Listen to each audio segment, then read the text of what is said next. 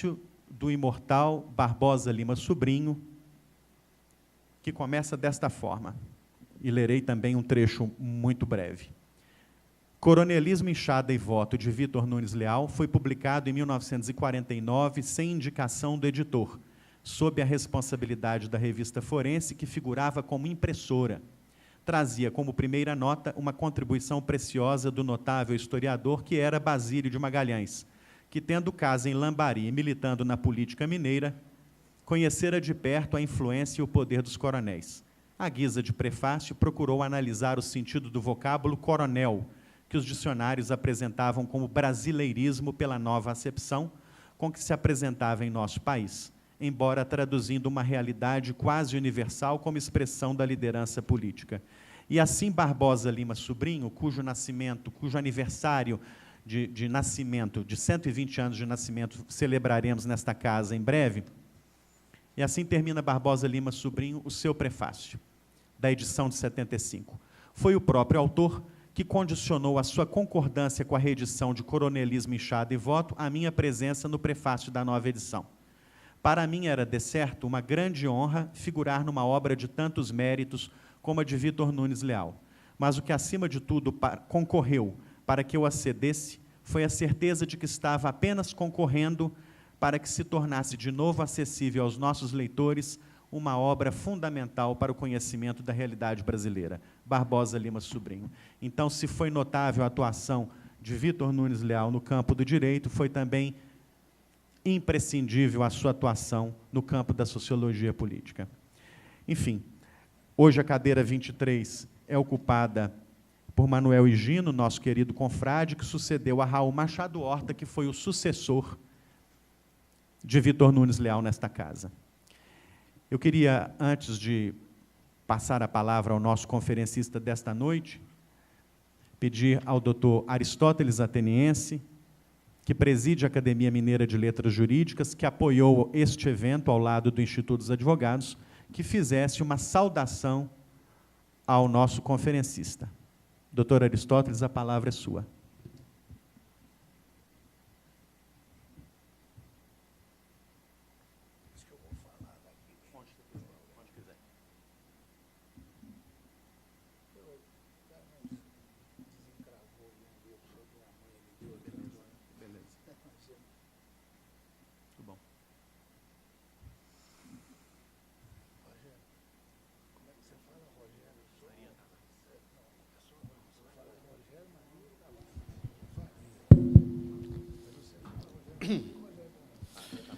Eminente acadêmico Rogério Faria Tavares,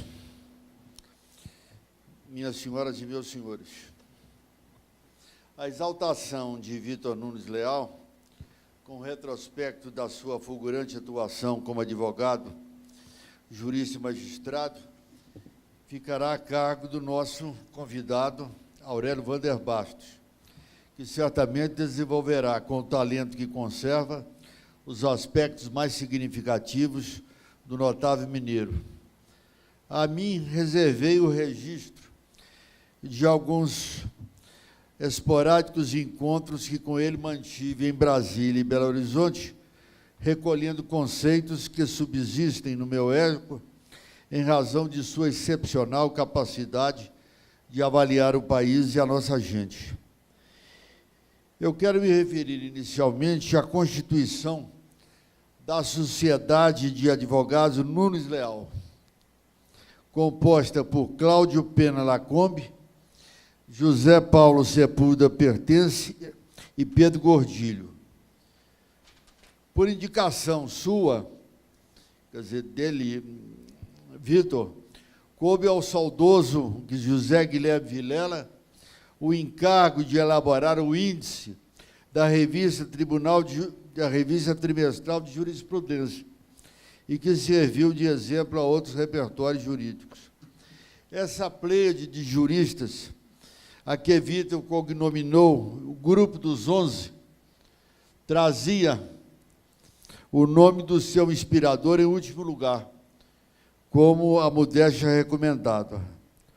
No convívio com tantos advogados, como com seus colegas, Vitor preservava a unidade de pensamento, de estilos e um atendimento solícito com quem estivesse tratando.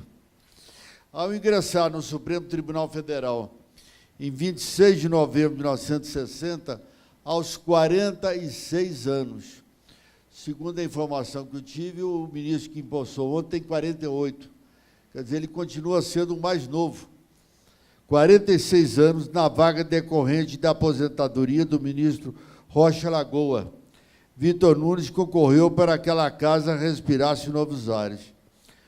Quando vice-presidente, 8 anos após a sua investidura no Magno Pretório, ele introduziu ali marcantes alterações administrativas.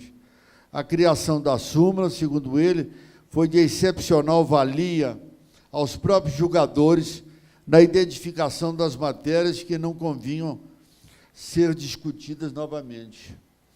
Então, dizia ele, são palavras de Vitor, o hábito era, então, reportar-se, cada qual a sua memória, testemunhando para os colegas mais modernos que era tal ou qual jurisprudência assente na corte. Juiz calouro, com o agravante de falta de memória, tive que tomar, nos primeiros anos, numerosas notas, e bem assim sistematizá-los para pronta consulta durante as sessões de julgamento.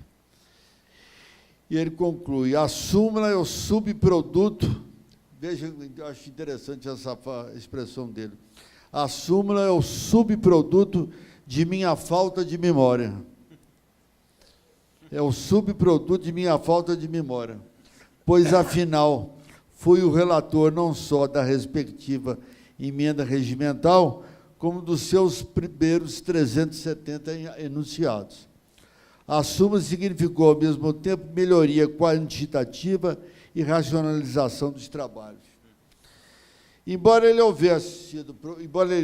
Vitor houvesse sido professor da Escola do Estado-Maior do Exército e tendo proferido eruditas conferências na Escola Superior de Guerra, os tempos passaram e, numa certa fase trágica da história,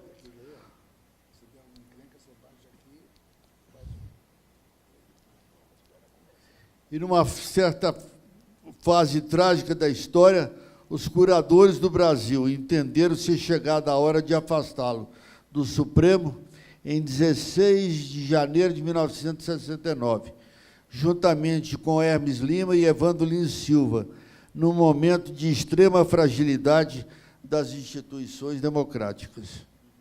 2 anos após, atingiria a presidência daquela casa com 56 anos, na plenitude do seu vigor e em condições de traçar novos rumos com o judiciário.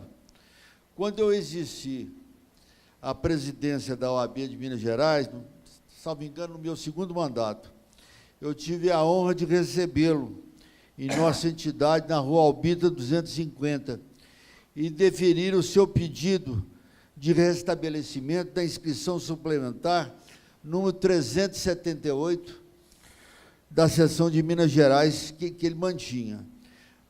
Acontece que, naquele encontro, tomado pela admiração que ele devotava e revoltado com o esbulho de que fora vítima, indaguei-lhe quanto às circunstâncias que cercaram a sua jubilação. Ele repetiu-me minuciosamente o que eu já sabia, e que, aliás, o que eu fiquei sabendo, através do Zé Guilherme Vilela, do Zé Paulo Pertente e do Modesto Justino de Oliveira, e já haviam me contado como é que teria ocorrido a aposentadoria dele. A notícia chegou-lhe no noticiário radiofônico da Agência Nacional, no momento em que ele recebia em sua casa um engenheiro da IBM, que viera dos Estados Unidos para acertar os últimos detalhes das alterações a serem implantadas no Supremo. Assim que o fato foi divulgado, amigos lhe foram emprestar solidariedade. E, por maior que fosse o seu desencanto, Vitor soube se conter, indagando do advogado Cláudio Lacombe. Você tem um lugar para mim no seu escritório? Se você dispuser de um lugar, Eu estarei lá amanhã, às 8h30. A sua fidelidade a Juscelino Kubitschek concorreu decisivamente para o infortúnio que o atingiu, sem que isto lhe abatesse o ânimo de lutador do menino nascido no distrito de Alvorada, na área rural de Carangola, em 11 de novembro de 1914, filho de um português de nome Nascimento Nunes Leal. A ele, Vitor, se referiu Vivaldi Moreira, que o conheceu, bem como seu irmão Silvio. Então, 2 guris, descalços, roupas tão avermelhadas como o barranco em que estavam encostados. É o que consta do depoimento que prestou sobre Vitor após a sua morte ocorrida em 17 de maio de 1985, aos 71 anos. Na magnífica oração com que foi engrandecido nesse sodalício pelo seu confrade Raul Machado Horta, o Machado Horta assim se referiu ao nosso homenageado. Diz ele: ao contrário dos inconclusos, cada fase de sua vida encerra uma afirmação e um triunfo. O acervo de suas atividades é impressionante. Cada livro, voto, conferência, lição, parecer, discurso ou alegação identifica Vitor na inteireza do seu saber. Vitor Nunes, como ministro do Supremo, zelou o seu passado e exerceu a função com espírito público e dignidade modelares. E aqui há um detalhe que até então eu desconhecia. É quando se refere assim, a anistia não o animou a reintegrar-se no Supremo. Ele recusou voltar ao Supremo. No discurso na Universidade de Brasília, ele esclareceu a razão dessa atitude, dizendo que, para uma só existência, bastaria a honra inexcedível de já ter exercido a Judicatura Suprema. Nesta noite, é também uma venturosa oportunidade de convivermos com a inteligência do ministro Vitor Nunes Leal. É o que teremos a oportunidade, através da palavra do professor emérito da Universidade Federal do Rio de Janeiro, Aurélio Vander Bastos, que representa também o Instituto dos Advogados Brasileiros, do qual é um dos diretores. Conosco estão, igualmente, alguns de seus amigos mais próximos, de Vitor Nunes Leal. Eu me refiro aqui ao Carlos Olavo e ao Dirceu Xavier, que prestigiam esse lançamento com sua honrosa presença. Os fracos e os tímidos não deixam sinal nenhum após a sua partida, enquanto que a vida de um só homem, reto e combativo, deixa atrás de si um raio de luz. O seu exemplo é lembrado, vai ser lembrado aqui melhor pelo Aurélio, e seguido. Os seus pensamentos, o seu espírito, a sua coragem, continuam a inspirar as gerações que o sucederam. Nesta fase angustiante do nosso país, que o nosso país atravessa, a imagem de Vitor Nunes Leal merece ser renovada, de modo que a energia do seu temperamento, unida à sua cultura, nos possa livrar da situação caótica que chegamos, e não sabemos de quando sairemos. A intrepidez intelectual é uma das condições de independência do caráter. O homem honrado é, naturalmente, inimigo da fraude. O homem sincero, da mentira. O homem injusto, da opressão. O homem puro, do vício e da iniquidade. Por isso, senhor presidente, minhas senhoras e meus senhores, tendo a satisfação de aqui trazer o meu estimadíssimo amigo Aurélio Vander Bastos, que terá muita coisa a dizer a respeito da figura de Vitor Nunes. Posso concluir dizendo: são esses homens que em todos os tempos representam a força moral do mundo, que Vitor Nunes Leal soube preservar nos escritos que produziu e nos atos exemplares que nos legou. Muito obrigado.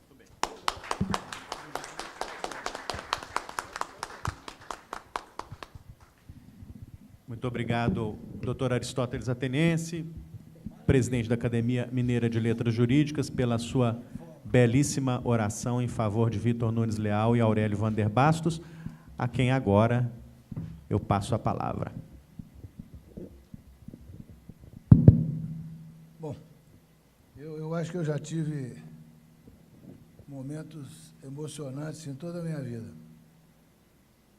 Emocionantes por razões pessoais, emocionantes por razões familiares, emocionantes por razões escolares. Mas eu confesso, Rogério, que possivelmente esse momento de estar aqui ao seu lado, que foi o organizador do evento e que fez os contatos e falou que eu viesse aqui, somos também colegas no Instituto, eu com certeza eu vou viver hoje, ou estou vivendo um dos momentos mais profundamente emocionantes da minha vida, certo? Primeiro por estar aqui ao meu lado, o Aristóteles, né, que foi uma figura fundamental na minha vida pessoal, nos meus relacionamentos, contatos, e pelo carinho e a confiança que ele sempre teve em mim. E o que eu digo, me dirigindo ao Aristóteles, eu poderia dizer a todos que estão aqui, não tem ninguém que aqui esteja que não esteja pelo carinho e a confiança que sempre tiveram em mim. Eu tenho certeza que é o mesmo carinho, a mesma confiança, e eu acrescentaria, e também a admiração que tem pelo Vitor Nunes Leal, né? Eu queria aproveitar, Aristóteles, o Rogério, e tem tantos advogados aqui presentes, tantos amigos presentes, mas eu quero, em nome de um deles, saudar a todos, porque, coincidentemente, quem sabe também por esforço do Aristóteles, está aqui um amigo meu do ginásio. Nós tínhamos 50 anos que não nos vimos, não é? E fomos amigos queridos, de jogar bola, brigar com o professor, se desentender em sala, ter castigo, que é o José Sebastião Cheir Dib. Foi meu colega no Colégio Dom Bosco, em Araxá, né, onde eu costumo dizer, o que ali eu aprendi foi muito mais do que o que eu aprendi no ensino médio, no segundo ciclo. O que mais me serviu as aulas do Araxá para poder ser aprovado no vestibular em Brasília, do que tudo que eu tinha estudado até aquele momento, tamanha, digamos assim, a importância do colégio na formação de todos nós, né?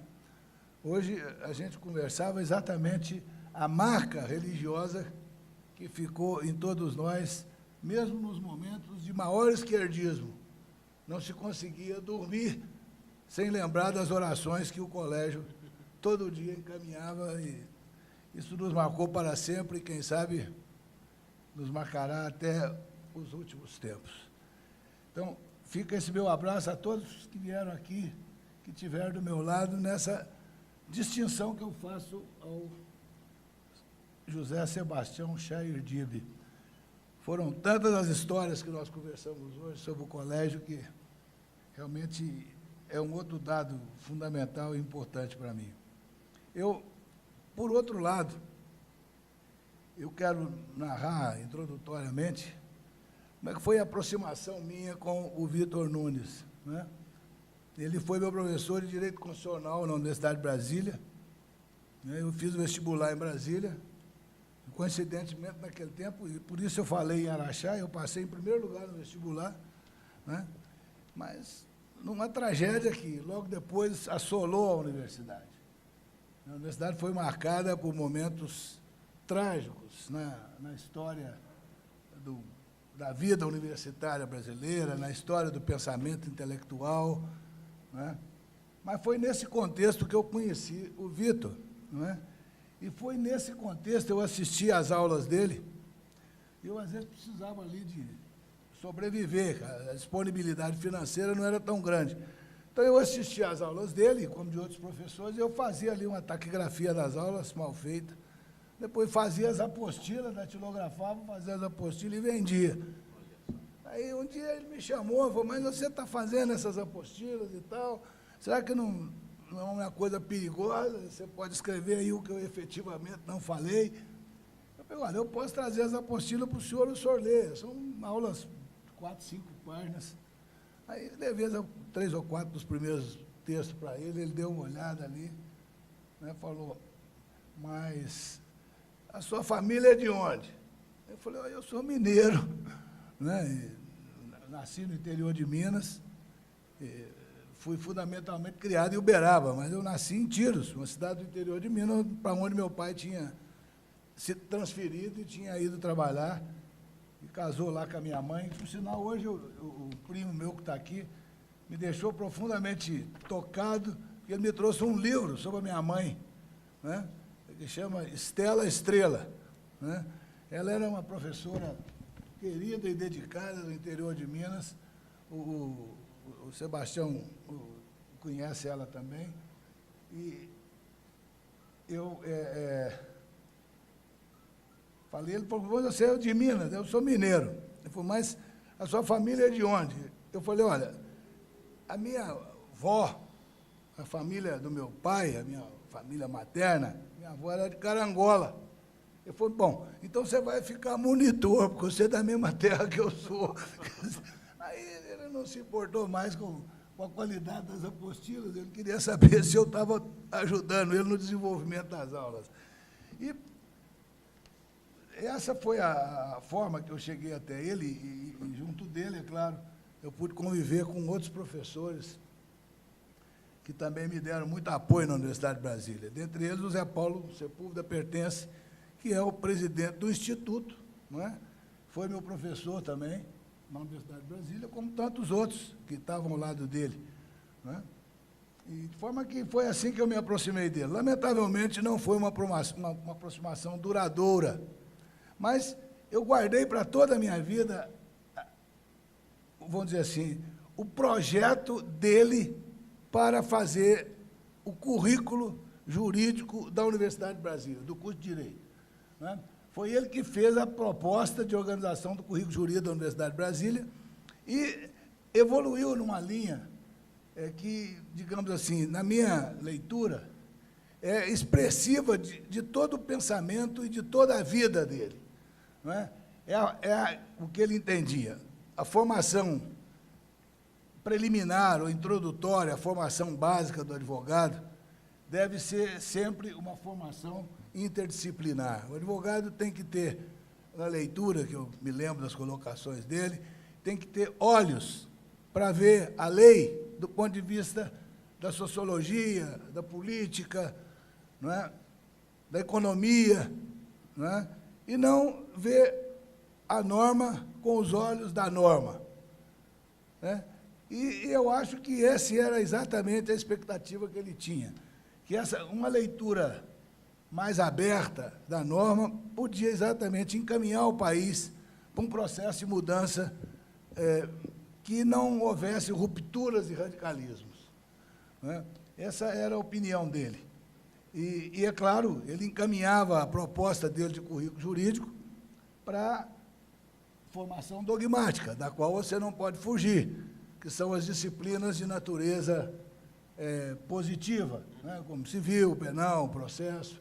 Né? Mas eu conversava ainda agora na entrada, ele sugeriu também um instrumento de muita importância, ou uma estrutura também de muita importância, que dizia o seguinte: o aluno, ao terminar o curso, ele tem que fazer uma sequência de estudos jurisprudenciais.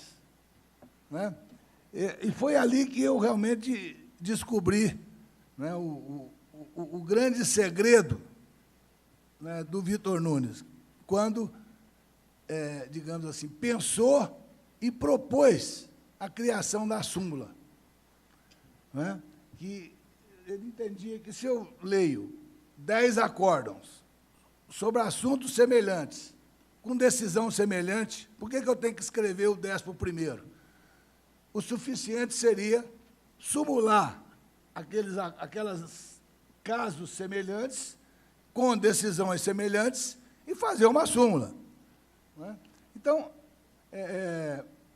e ele, várias vezes, fizemos esse tipo de exercício na universidade, e ali estava o núcleo do que veio mais tarde, né, a se transformar na formação dos advogados nos escritórios de prática forense, né, que nasceu daquele momento importante. Agora, eu não posso deixar de falar, Rogério, porque é impossível alguém conviver com Vitor Nunes, ter tido a oportunidade de trabalhar com Vitor Nunes, sem ter lido o Coronelismo, Enxada e Voto, né, que foi a tese dele para entrar na Universidade do Brasil. Interessantemente, ele não entrou na Universidade do Brasil na Faculdade de Direito, na Faculdade, hoje, Nacional de Direito. Ele começou a carreira docente dele na UDF, que era uma Universidade do Distrito Federal, cujo reitor foi o Anísio Teixeira, né, uma universidade profundamente inovadora, foi a primeira grande experiência de formação, digamos assim, um pouco mais dinâmica do advogado, né? E ele entrou na universidade, a Universidade do Distrito Federal foi fechada, ela nasceu em 1935, foi fechada em 1939, né, já durante a ditadura Getúlio, e ele foi, então, para a Faculdade de Filosofia da Universidade do Brasil, onde ele fez a tese dele sobre a representação municipal, né? A representação municipal, a representação política nos municípios brasileiros, né? E esse estudo que ele fez, né, é, quem sabe, o mais importante estudo de direito eleitoral na história do Brasil, né? E é exatamente o estudo que se transformou no livro Coronelismo, Enxada e Voto, né? Que é um estudo marcante na história de todos nós. Aqui ele tem a tradução, né? A tradução em inglês, né? Então, é uma marca importante na minha vida, e eu tenho certeza que na vida de todos que conviveram com ele de uma forma ou de outra. Nesse livro, é muito interessante, porque, digamos, por ser um livro pioneiro no estudo da questão política, da questão administrativa, da questão eleitoral no Brasil, não é? Ele mostra a dimensão que ele tem de como que o advogado deve ser formado. Hoje, quando o Aristóteles me deu a oportunidade de vir com ele do aeroporto até aqui, né, nós vínhamos exatamente conversando sobre isso, né, da importância, né, da formação, digamos, mais aberta do advogado, né, para a compreensão mais extensa dos fenômenos da nossa vida social e da nossa vida política, né? A frase que ele usava, coincidentemente, foi a mesma que Aristóteles falou, quer dizer, que a gente tem que ter, no mundo do direito, uma proposta criativa, né?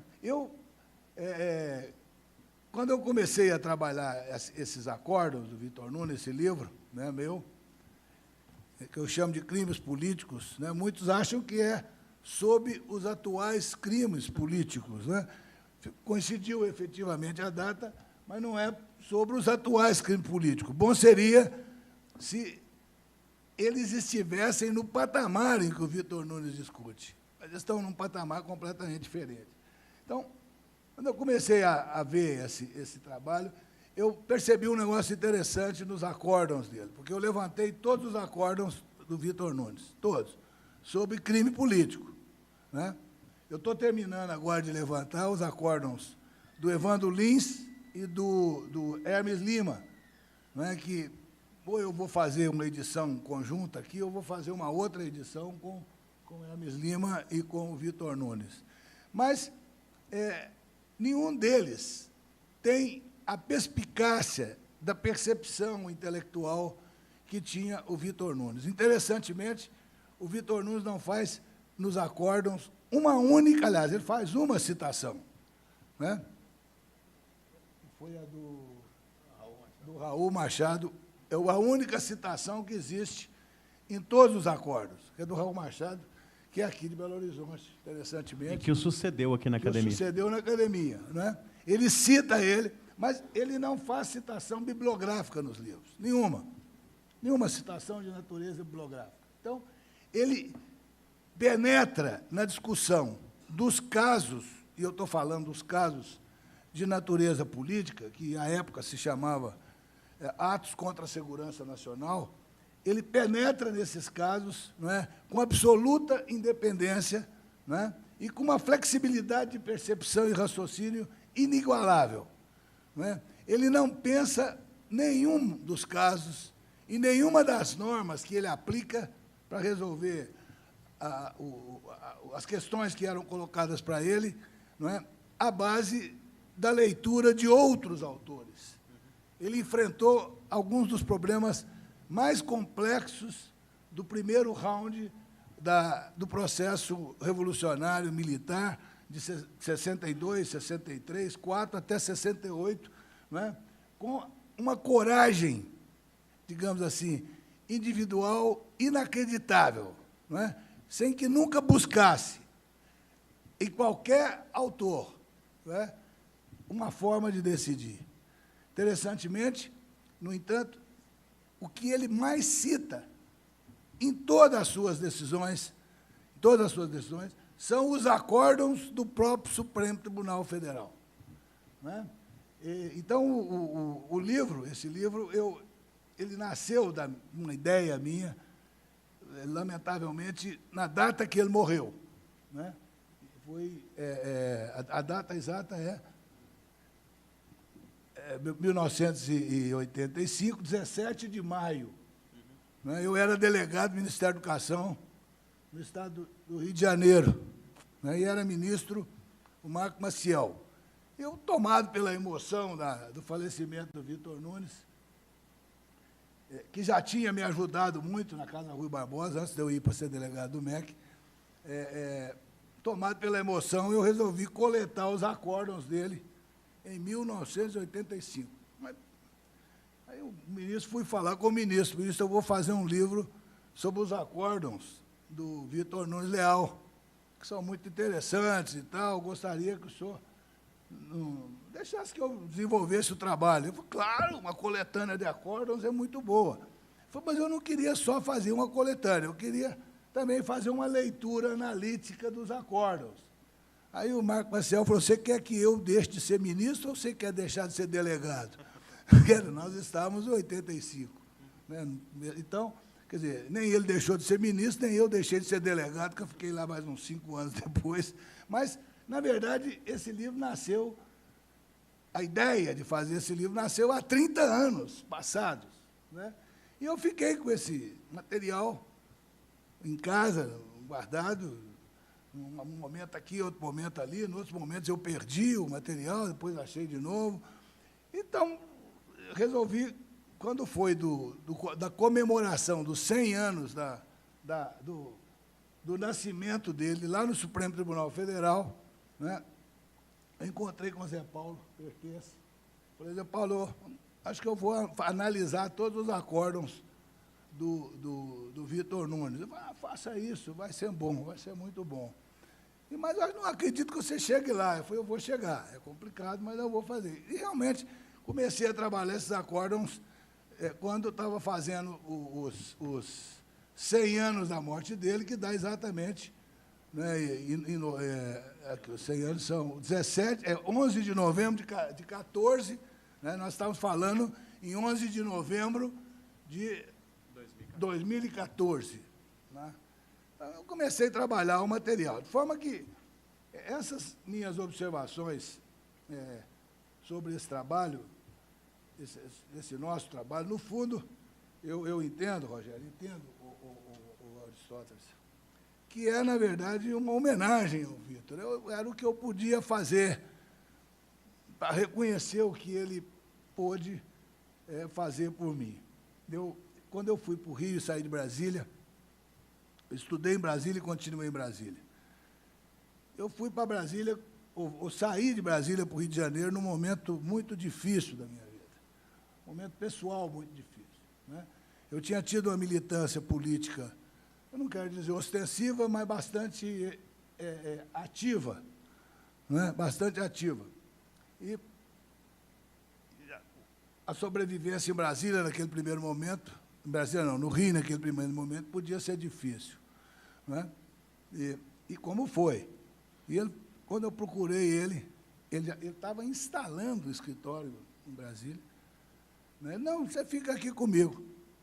Não, bom, estou aqui com ele, já estou aqui, eu comecei a trabalhar com ele, né? Comecei a trabalhar com ele. Mas, logo depois, ali na convivência com ele no escritório, eu acabei indo fazer o mestrado na PUC, né? E, é claro, a vida tomou um outro caminho. Mas, pouquíssimo tempo depois, 4, 5 anos depois, eu vou para a Casa Rui Barbosa e começamos lá uma experiência de pesquisa jurídica. Foi a primeira, digamos assim, iniciativa de fazer pesquisa jurídica no Brasil, né? Pesquisa jurídica, na verdade, era copiar citações dos livros e argumentar em processo. Não havia uma preocupação comparativa, né, entre questões semelhantes, ou decisões semelhantes, ou atos semelhantes. Então, conversando com o Alberto Venâncio falou para mim assim, eu vou te levar para conhecer o maior jurista brasileiro. Eu falei, não, ótimo, porque aí eu posso ter uma orientação de como é que eu vou trabalhar aqui. Eu vou levar para você conhecer o Vitor Nunes Leal. Ele não pode vir aqui na Casa Rui, mas você vai no escritório dele, porque ele estava aposentado e não tinha sido ainda suspensa a aposentadoria dele. Aliás, ele não tinha sido ainda anistiado. Ele continuava aposentado, isso nós estamos falando em 1977, 76, 77. Né? E foi ali que ele falou para mim, olha, por que você não faz súmulas dos diferentes acórdons, dos diferentes tribunais brasileiros, dos diferentes assuntos que são discutidos nos tribunais brasileiros? Mas como é que eu vou fazer súmula se o senhor já inventou lá a palavra, já está lá no Supremo? Como é que eu vou usar essa palavra? Não, usa a palavra extrato de jurisprudência. E assim ele foi me dizendo, você pode ter certeza que em qualquer acórdão que você lê, se tiver 10 páginas, você vai conseguir entender que aquilo ali, no fundo, se reduz a 1 ou 2 artigos de lei, como se fosse lei. Você reduz porque o direito está concentrado numa pequena frase, às vezes, dentro de um longo acórdão, com muitas citações, muitas expressões, né? Mas, se você quer resolver o problema, você não resolve em 5, 6 páginas, eu me lembro dele falar comigo, ou 6 ou 10, resolve numa frase, ou resolve em 4 linhas, é uma espécie de ementa, não é? Então, foi assim que começou o trabalho na Casa Rui, e ele passou a nos dar, digamos assim, consultoria direta no trabalho da Casa Rui Barbosa, onde eu fiquei por mais de 10 anos, até ir para o MEC, né? Fiquei lá até quando eu saí e fui para o Ministério da Educação, coincidentemente no ano que ele faleceu. Mas, nesse período que eu tive ali, fazendo esse trabalho, né, eu tive algumas situações que foram muito importantes para mim, e que vieram a ser importantes nesse livro. Porque, quando eu comecei a pensar o livro, pensei, bom, vou fazer o livro de extrato de cada decisão do Vitor Nunes. Mas eu tinha 30 acórdãos, que dava ali umas 100 e poucas páginas. Falei, esse 30 acórdãos, se eu for fazer em extrato, eu vou fazer um livro de 5 páginas. Não vai dar certo, né? Então, eu entendi que o mais conveniente, naquele momento, para mim, era consolidar os acórdãos, né? Era consolidar os acórdãos. E fazer uma consolidação de acórdãos, e aí sim, fazer uma leitura analítica dos acórdãos, né? E, veja, nesse momento ali da instalação do nosso trabalho na Casa Rui, né, eu comecei, eu até cito aqui, o Aristóteles não está sabendo disso, mas agora também já falei errado. Lá me ajudou muito a fazer os trabalhos de pesquisa ali, está aqui na página 4, uma nota. Mas o livro tem muitas notas.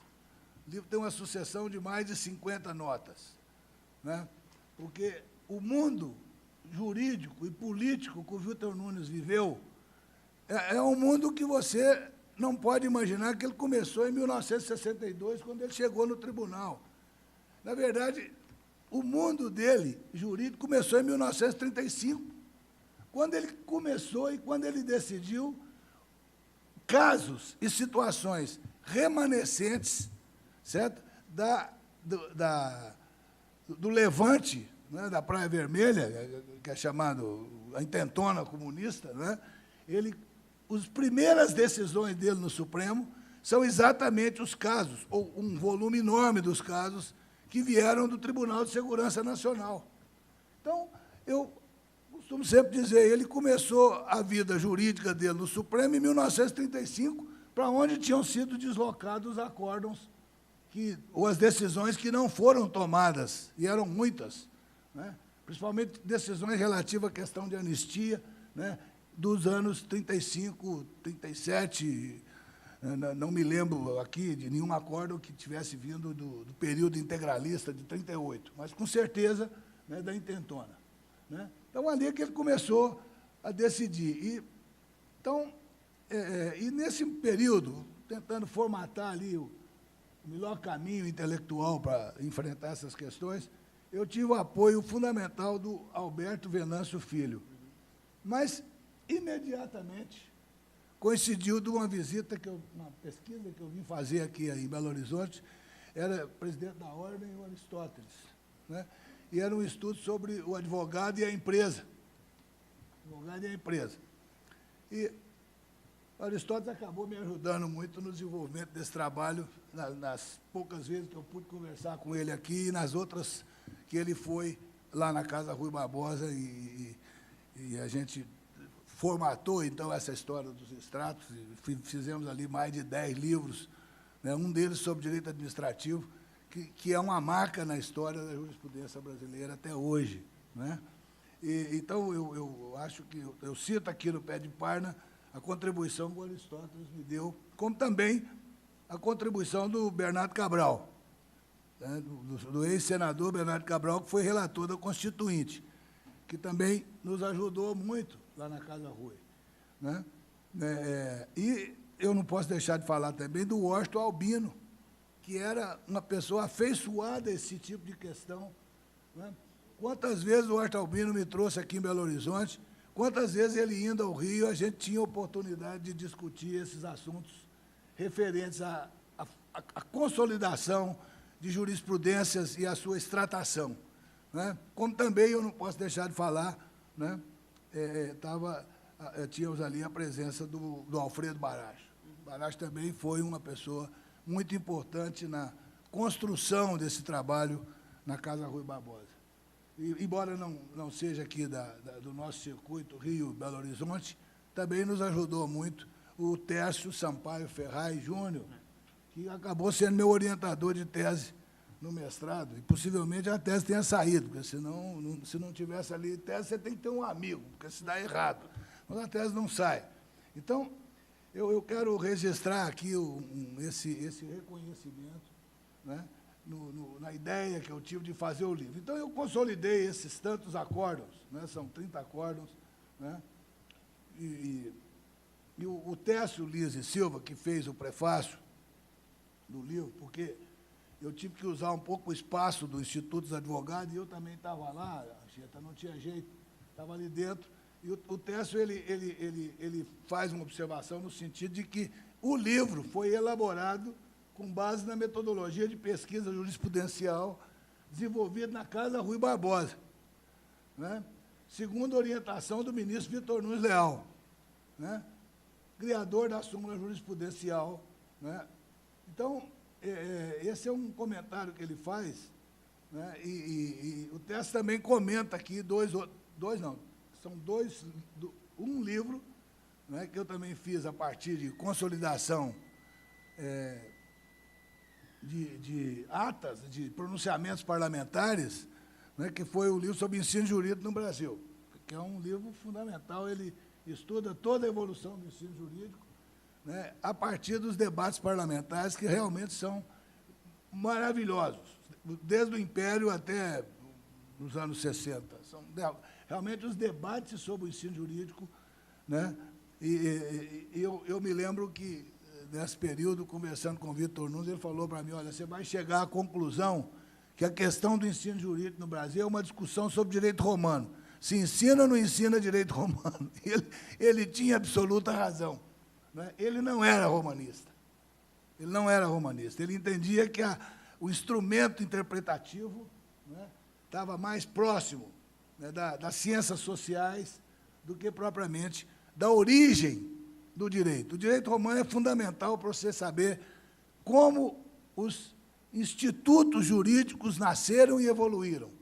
Mas nem tanto, já naquela época, para conhecer uma sociedade em profundo processo de mudança, como estavam nos anos 60. Né? Então, é claro que eu, por exemplo, no período, também tinha uma certa dificuldade com o direito romano, embora tivéssemos lá em Araxá uma excelente formação em latim. Né? Outro dia eu fui fazer uma palestra na Estácio de Sá, lá no Rio, e comecei a fazer a palestra, eu percebi que os alunos não sabiam o significado das palavras. Né? E não saber o significado das palavras é um negócio complicadíssimo que você não aprende. Então, eu ia lá fazer uma palestra mais extensa, acabei fazendo uma palestra sobre o significado das palavras. Né? Como é que você desdobra as palavras do latim para compreender deontologia. Porque a deontologia estuda a ética, mas quando é que é esse deontologia, o que significa? Né? O que é deonto, o que é logia? Então, é claro que essa técnica de ensino, que era feita com base no direito romano, foi muito eficiente, né? Ou é muito eficiente na formação dos advogados, mas ela possivelmente tenha dificuldades, não é? Na integração das modernas normas. Eu já estou falando a partir dos anos 60, não é? E está aqui o Bedran, que foi meu amigo, foi consultor jurídico do Ministério, do mesmo ministério que eu fui. Aliás, eu saí da consultoria do Ministério das Comunicações e o Bedran assumiu lá per omnia secula seculorum, não é? Em latim. Né? Quer dizer, ficou um grande tempo e realmente fez um trabalho maravilhoso e me deu a oportunidade de prefaciar. Você se lembra que aquilo era uma confusão de normas, tinha 3 normas sobre o mesmo assunto, na área de telecomunicações. Então, o cara usava o que ele achava melhor. Eu consolidei aquelas normas todas e o Bedran fez o prefácio da consolidação sobre jurisprudência. Foi? Jurisprudência não, sobre normas relativas a telecomunicações no Brasil, que, durante muito tempo, foi o livro que serviu de base para fazer toda a legislação da Anatel. Né? Se não fosse aquilo, você tinha 3, 4 portarias sobre o mesmo tema e tinha que ter, teoricamente, um destino, e não vários destinos. Né? Mas, bom, o que tem a ver com a Tem a ver porque, se não fosse a convivência com o Vitor, eu não tinha entendido isso, porque ele, interessantemente, o primeiro emprego do Vitor Nunes foi como diretor do serviço de documentação do MEC. Foi ali que ele começou, ali que ele entendeu a história do pensamento jurídico. Não é tanto uma história, digamos, do pensamento racional, né, da razão viva ou da razão crítica. É mais um direito que se constrói a partir do documento, da fonte primária, da história primária. Eu achei que isso é a grande contribuição dele, ou é uma das grandes contribuições dele, né, para o aprendizado do direito e para a construção do direito. Né? Se pegar o livro Coronelismo, Inchado e Voto, facilmente se verificará que ele trabalha sucessivamente com o material documental. Quando eu fiz a minha tese de livre-docência, que foi defendida na USP, em São Paulo, né, eu só usei leis e comentários dos tribunais sobre as leis. Né? E foi um resultado excelente. Possivelmente, se hoje em dia nós estivéssemos pensando em solucionar as questões eleitorais brasileiras a partir da nossa história documental eleitoral, né, fazendo como o Vitor Nunes fez, e que contribuiu decisivamente, possivelmente tivéssemos chegado, ou chegaríamos a resultados mais eficientes que não fossem eleições com lista fechada. né? Com certeza iríamos um pouco mais longe. Então, o Técio, aqui nessa introdução, ele fala de mais 3 outros livros meus, que eu chamo, que são únicos livros, que é A Ordem dos Advogados e a Democracia no Brasil. Né? Eu tive um câncer, né, e estava fazendo os livros, era a minha obra como professor titular. E eu falei, onde é que eu vou pesquisar esse negócio? A Ordem dos Advogados começa lá em 30, ou começou com o IAB em 43, né? E ela chamava Instituto no meio do caminho. Então, eu falei, pô, vou fazer como o Vitor sempre fez. Pega um pacote sistemático de documentos ordenados e trabalha os documentos ordenados. Então, eu trabalhei com 5.000 atas da OAB, do Conselho Federal da Ordem dos Advogados. Quem me apoiou para fazer a pesquisa foi o César Brito, que era o presidente na época. E eu fiz a pesquisa, na verdade, a pesquisa ela foi financiada pela Ordem, mas dali eu tirei a minha tese de professor titular da Universidade Federal do Rio de Janeiro. Né? Então, esses 3 livros são muito interessantes, porque uma parte é sobre o período da Ordem e o período digamos, a fase de instalação democrática que sucedeu ao getulismo, apesar da Ordem ter surgido, né, com o Getúlio.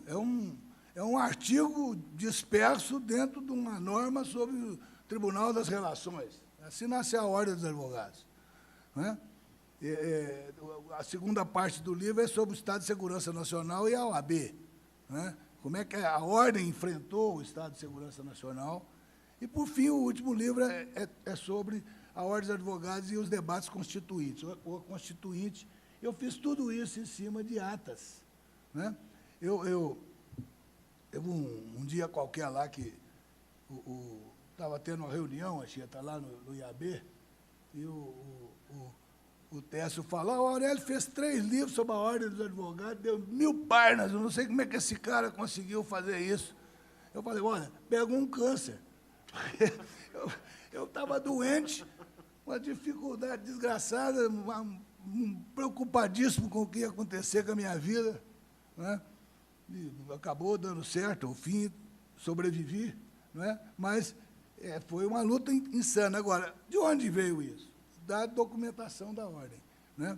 Da documentação da Ordem, e não tem citações, eventualmente um livro ou outro, mas não necessariamente todos os livros, porque eu passei a trabalhar com a hipótese de que os documentos, ali as atas das reuniões do Conselho Federal, elas revelavam muito mais a história da Ordem do que outros livros sobre o assunto.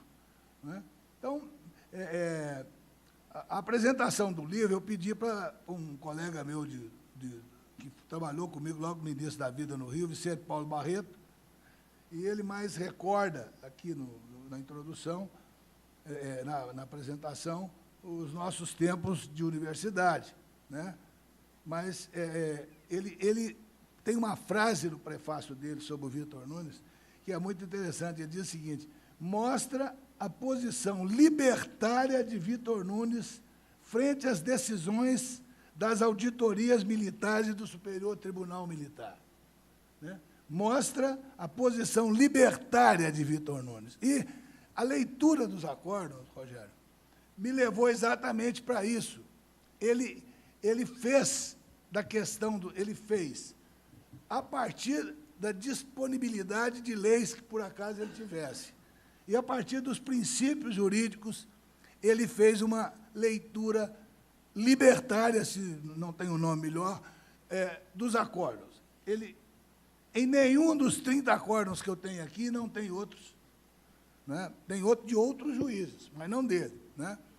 Dos 30 acordos que eu li, não tem um em que ele decidiu pela punição, pela condenação, ou por qualquer caminho que se possa identificar nessa linha.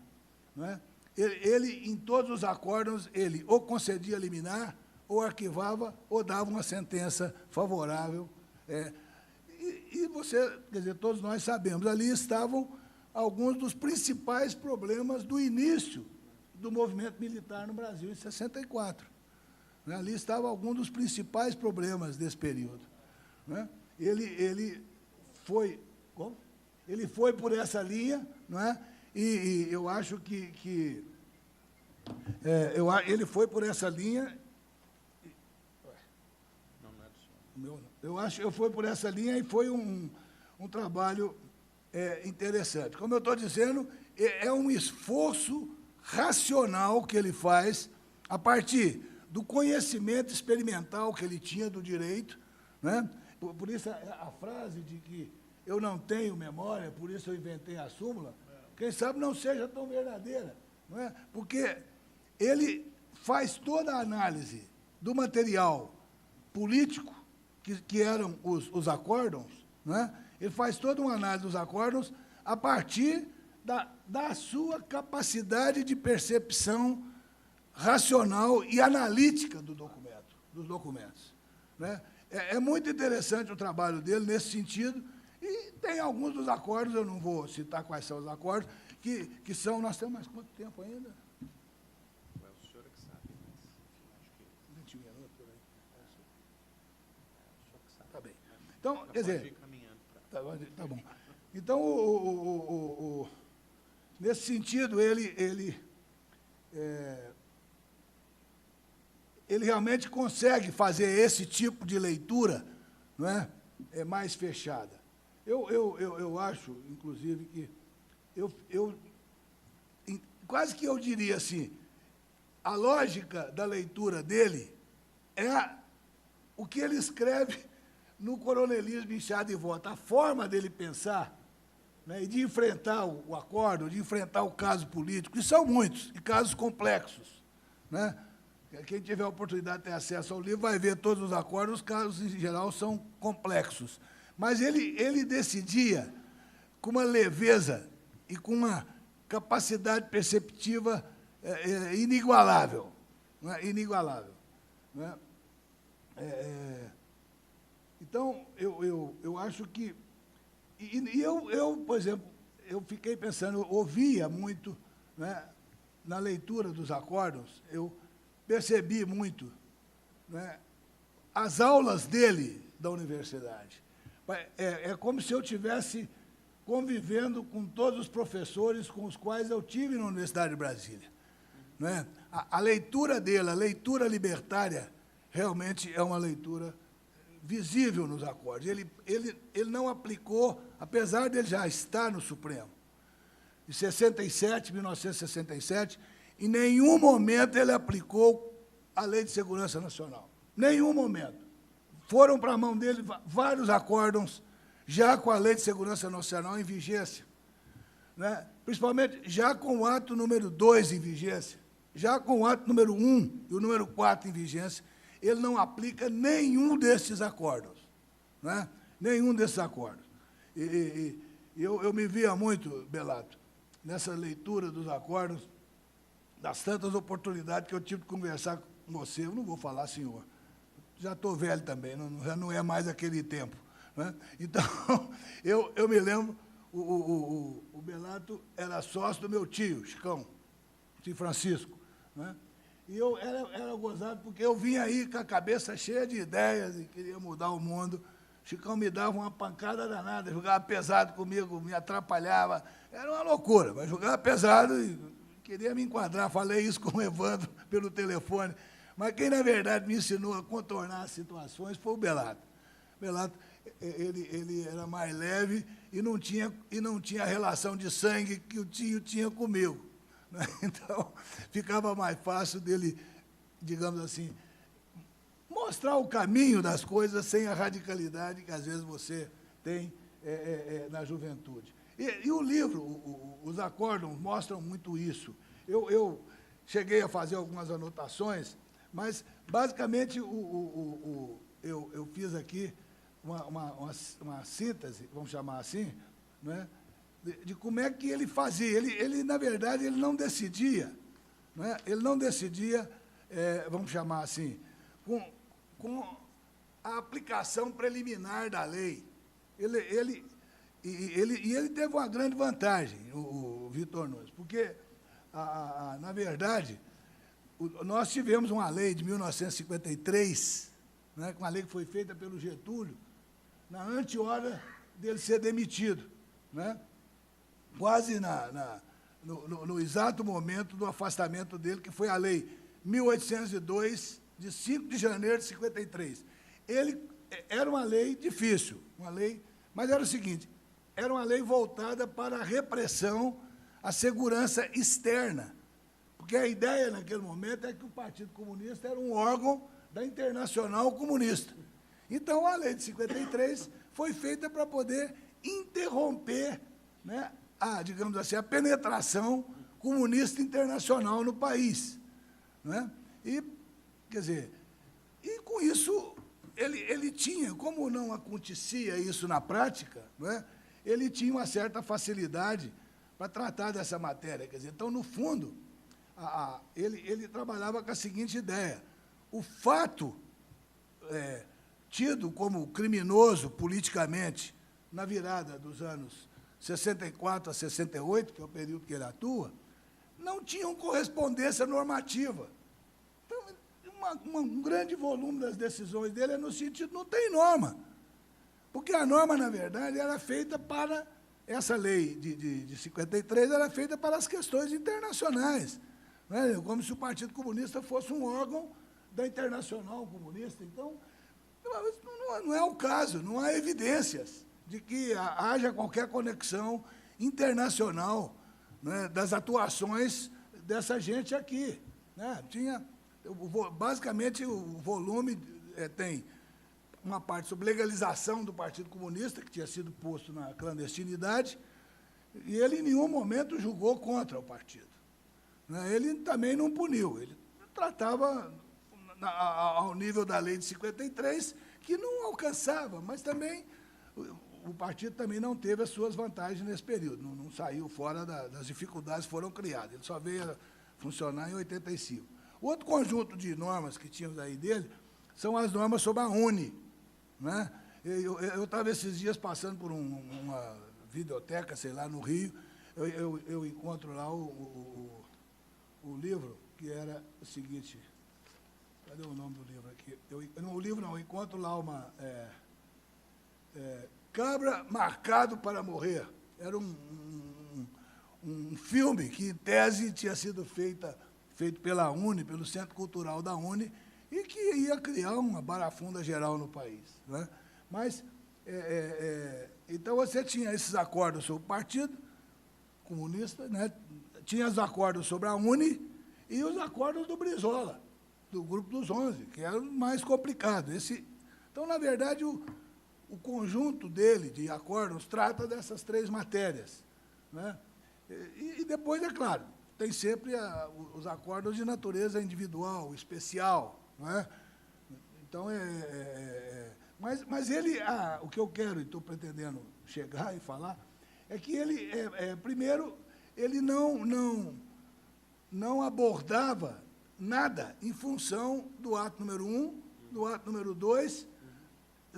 O ato número 2 já tinha modificado a Constituição de 46, né? O ato número 2 já dizia que essa lei de 53, ela dizia o seguinte: o crime político, ele é discutido na justiça criminal comum, e a segunda instância do crime político é o Supremo Tribunal Federal.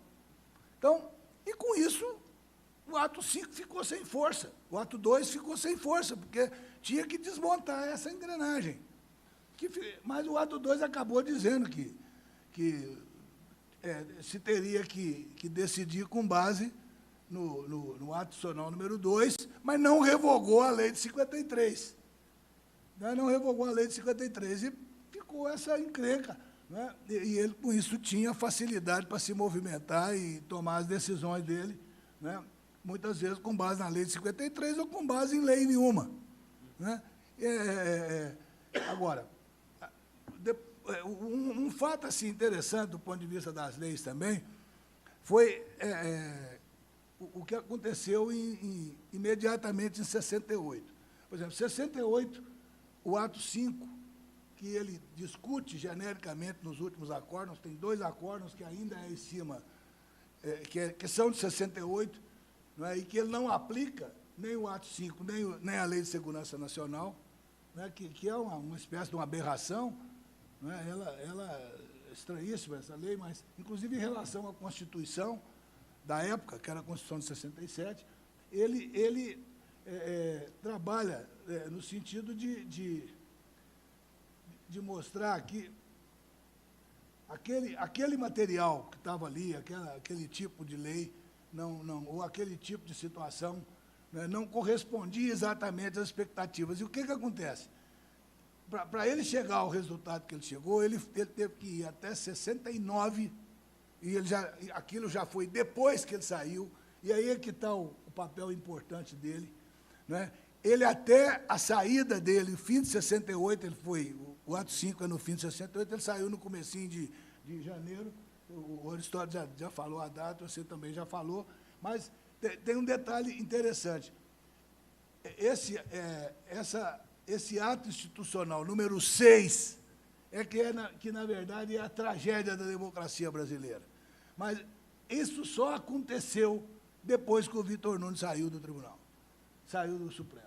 Porque o ato 6, então, criou uma situação complicada, que impediu que as decisões do Superior, primeiro, deu competência ao Superior Tribunal Militar para decidir, o que já estava mais ou menos embrionário no ato 2. E depois tirou a competência do Supremo Tribunal Federal para decidir crime político. Então, esse ato constitucional número 6, 69, né?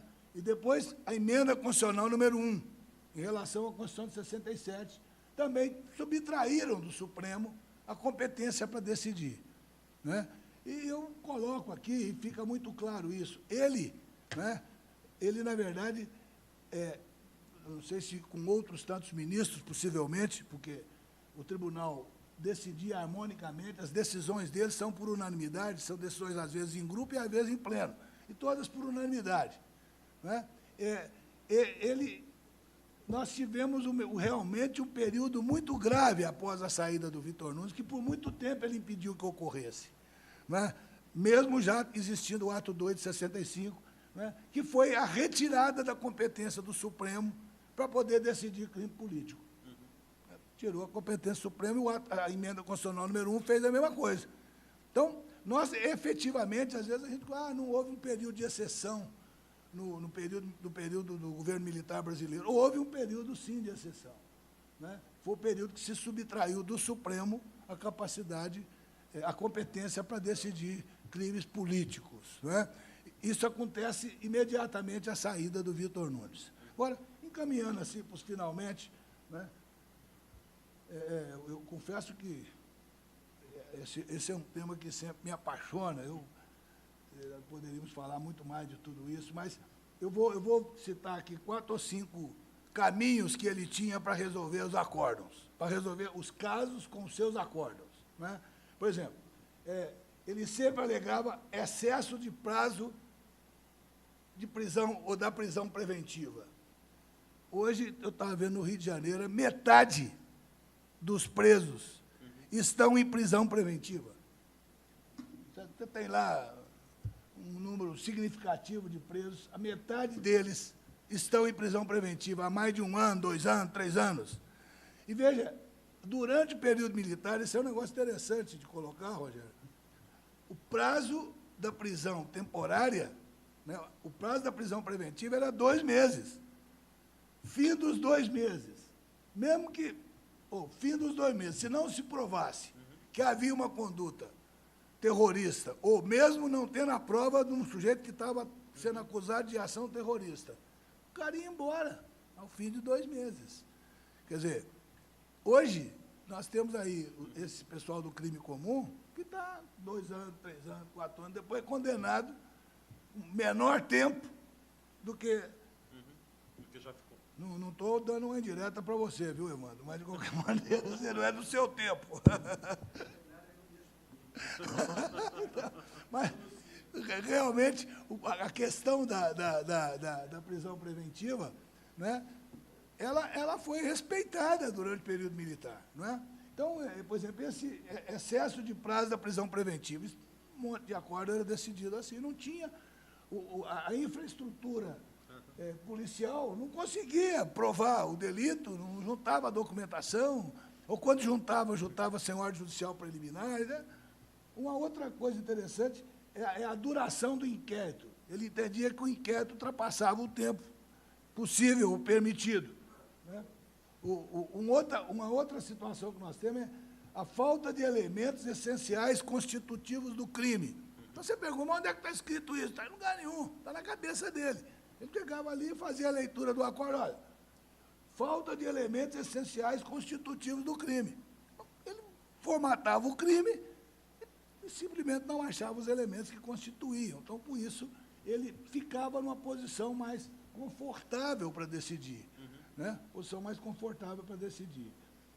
Outra coisa que ele achava que os auditores sempre erravam na denúncia. Então, ele trabalhou sempre com a improcedência da denúncia. Ele achava que a denúncia não era realmente observada e tal. Outro caso interessante que ele usava para poder dar os acordos, para dar suas decisões, era a negativa de nocividade do autor. Ele dizia, não é nocivo, não tem nada que demonstre que esse estudante é perigoso. Né? Eu acho que alguns depois ficaram perigosos. O Bellato me impediu de chegar lá, mas, de qualquer maneira, alguns ficaram perigosos. Né? Alguns foram, e muitos amigos aqui do Rio mesmo, que eu tive, lamentar, aqui do Rio não, aqui de Belo Horizonte, né? Para não falar na presidente da República. Né? Então, muitos, na ex-presidente, né? Muitos, havia esse problema, quer dizer, ele fazia uma espécie de negativa da nocividade. Ele, não tem nocividade, então não tem como condenar. A falta de prova era sempre provável, porque as provas eram obtidas ilegalmente, sem autorização judicial prévia, então complicava. Outra coisa que ele usava, ausência de justo motivo. Né? Uma palavra justo, uma palavra absolutamente vazia. Né?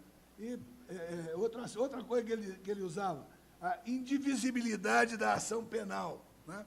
Agora, ele desenvolve em 2 ou 3 acórdãos conceitos, na minha opinião, interessantíssimos sobre o que significa o dolo, o que significa a culpa, o que significa a prétera-intenção. Né? Então, são situações realmente muito interessantes as que ele usa para desenvolver esse trabalho. Né? Além do que, ele tinha sempre uma frase nos acordos, que eu até pus aqui. A lei comum, é a frase que está nos acordos em geral, a lei comum à especial se subordina.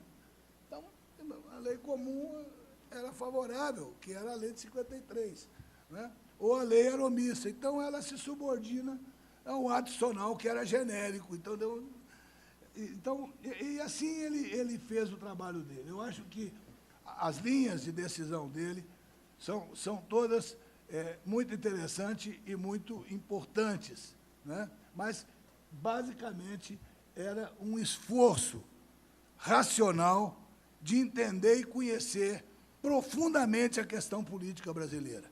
Né? Ele já tinha sido consultor da República, né? Com o Juscelino e depois com o próprio Jango, que nomeou ele. Então, são esses assim, os aspectos. Eu quero fazer uma última observação, né, terminando, porque essa observação tem a ver, coincidentemente, com esse livro sobre minha mãe. Né? Logo depois que eu fui para o Rio, né, e o fato de estar aqui, Rogério, você não sabe o tanto que isso significa para mim, porque eu acho que sou um mineiro de coração, eu não consegui deixar de ser mineiro. Né? Então, e vir aqui, falar, conversar, ter a estima dos senhores para poder me ouvir com essa paciência, né? É muito importante para mim. Encontrar meu tio, meus primos que estão aqui, o Flávio, o Pedro, né? O Mário Sérgio, que está ali também, o Flavinho, filho da minha madrinha, que está aqui, né?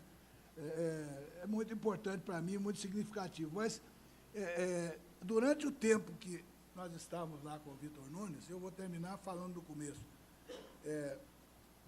Trabalhava sintonizado ali com ele um outro advogado, que era o Modesto da Silveira.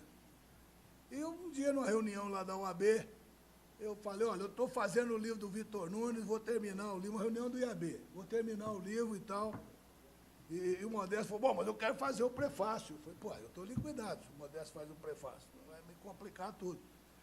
Porque eu tinha trabalhado com ele, no começo ali, ele fazia crime político na Ilha Grande.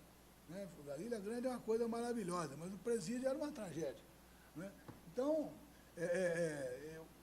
aí no fim, ele me pediu tanto, mas eu achei que ele ia fazer eu falei, ó, você faz o pós-fácil. Eu achei que ele ia fazer um pós-fácil político. Eu falei, vai me complicar, mas o que eu posso fazer? Não é? Ele não é um cara que fazia esse tipo de leitura acadêmica, intelectual. Ele vai fazer E ele acabou fazendo um prefácio que não tinha nada a ver com isso. Né? Ele fez um prefácio, um pós-fácio, melhor dizendo. Né? Ele fez um pós-fácio de natureza quase que pessoal. E aí ele faz uma revelação importante para mim, né? Que foi dizer que, primeiro ele conta a história da minha história pessoal, e depois ele fala que foi aluno da minha mãe, né? Lá na terra dele, lá em Ponte Alta, onde tinha aquela fábrica de cimento. Né? E ele começou a vida lá carregando barra de cimento, depois foi engraxado em Uberaba, no hotel metropolitano, né? E ali acho que ele fez algum contato que levou ele para o Rio. Ele acabou se formando. E, vamos dizer, sei lá, 10, 15 dias antes de sair o livro, eu fui à casa dele, falar com ele que o livro ia sair, que eu queria que ele fosse ao lançamento do livro e tal. E ele falou, não, estou certo. Só que um dia depois ou dois, eu estava recebendo o livro no meu escritório, lá da editora, né? E a editora complicada, eles não queria trazer os livros aqui porque ia ficar mais caro. O que eu vou fazer? E segundo me disseram, o sujeito é meu parente, o dono lá da editora. Mas aí eu falei lá com ele, ele fala da minha mãe, cita inclusive meu pai, que está aqui. Então, ele fala do meu avô, que minha mãe contava essas histórias. O meu avô, ele ajudou a criar a Faculdade de Viçosa, então ele era um agrônomo conhecido, respeitado. Né? Então, aí a secretária lá do Instituto me liga dizendo, olha, eu estava recebendo o livro, tinha 5 minutos que o livro estava na minha mão. O secretário do Instituto me liga e diz o seguinte, olha, o Modesto morreu. Né? O Modesto acaba de falecer. Aí lá no velório, no outro dia, eu levei o livro, mas ele não viu. Né? Não dava mais. Então, mas fiz uma referência a ele ali no momento, porque eu achei... E estou contando essa história porque ela é representativa na história do livro, porque eu não tinha pensado nele para fazer pós-fácil, nem prefácio, mas achei que foi uma deferência que eu fiz com ele, né? E muito importante no momento decisivo e final da vida dele. Então, eu vou pedir desculpa a vocês pela extensão do meu trabalho. Eu confesso que acabei não seguindo meu roteiro. O que eu vou fazer? O roteiro não deu certo. Não. Mas é sempre assim. E, de novo, eu vou repetir. Não, na minha história profissional, ou da minha história de vida, com certeza, esse fato de estar aqui, com os amigos, meu amigo Aristóteles, o meu companheiro de instituto, né, Rogério, com meu tio, meus primos, o Belato, o Evandro, o Bedran, eu não vou citar o nome de todos aqui, que eu posso errar, você teria que passar a palavra para o Aristóteles. Né? Então, mas tem ali o Anchieta, que o Anchieta eu não esqueço, não tem perigo. Que o Anchieta é companheiro meu aí nessa coisa de instituto de advogado e tal. Então, muito bem. Então eu vou agradecer a todos e, de novo, repetir esse fato da minha vida que eu fiquei muito emocionado e profundamente reconhecido, Rogério, de eu ter até se lembrado de mim para É estar isso, aqui. uma honra para nós. Muito obrigado pela aula. Tá